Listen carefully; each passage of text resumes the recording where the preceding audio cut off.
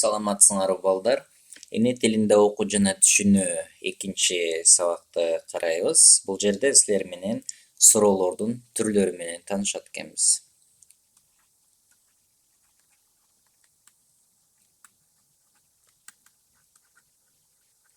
Суроолордун түрлөрү.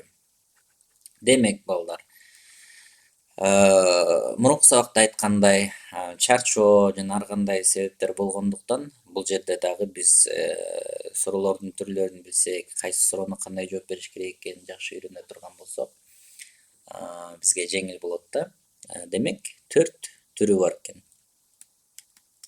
Демек, баягы 30 суроонун ичиндеги бардык 30 суроо ушу 4 түргө эле бөлүнөт экен да. Биринчи суроо бул конкреттүү суроолор деп коет. Конкреттүү суроолор. Булар кандай? Конкреттүү суроолор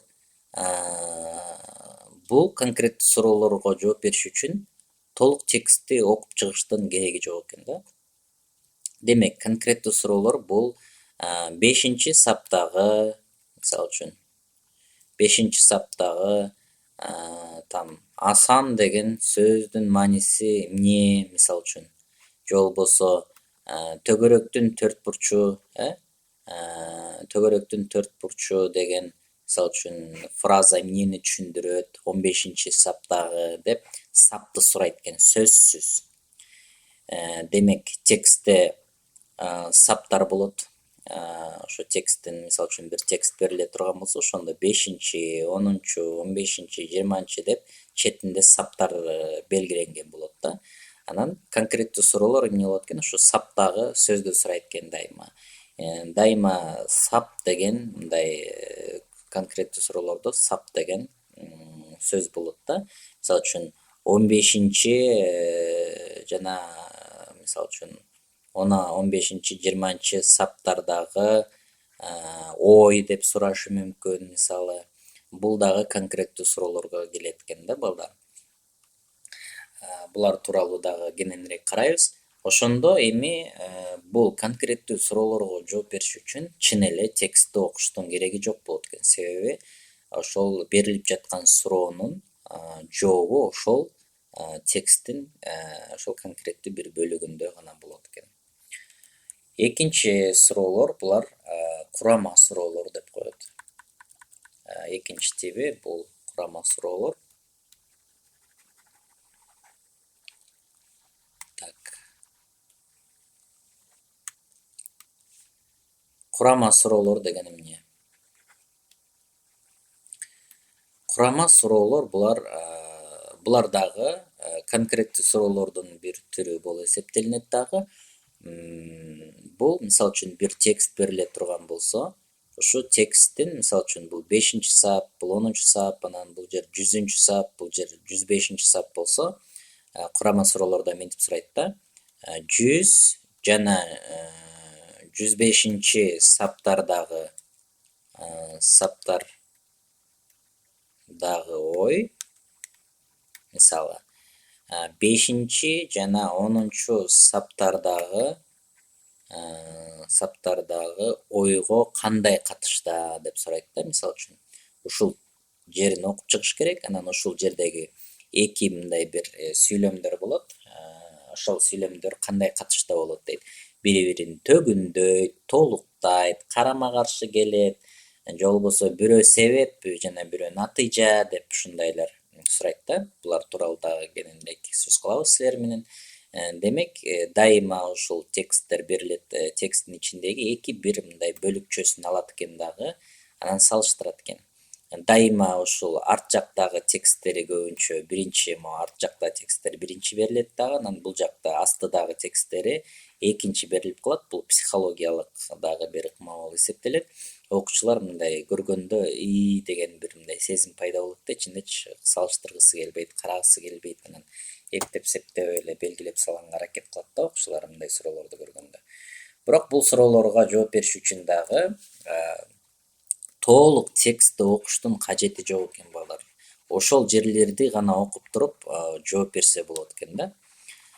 Демек, бул дагы ошо конкреттүү суроолордун бир түгөй мындай бир башка бир формасы десе болот.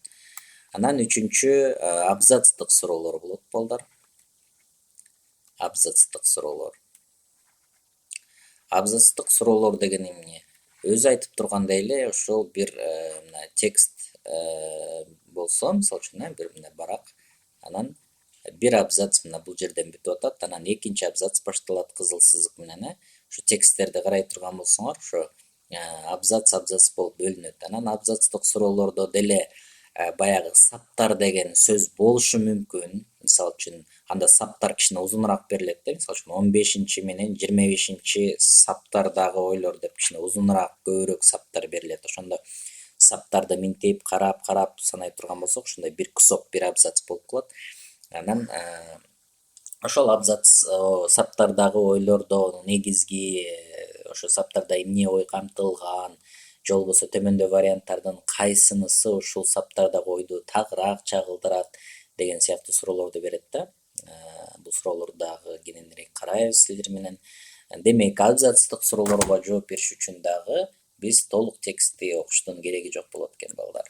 Абзацтык суроолордо. Төртүнчү жалпы суроолор болот. Жалпы суроолор.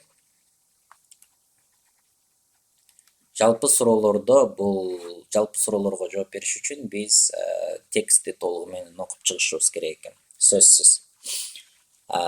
Толук текстти окуп чыкмайынча биз жооп бере албайбыз да жалпы суроолоргочу. Жалпы суроолор мисалы үчүн текстке кандай тема койсо болот, автор ушул текст аркылуу эмне деген ойду айткысы келген, тексттеги негизги ой кандай, же болбосо тексттеги кандай маалымат мындай жаштарга же болбосо адамдарга кандай бир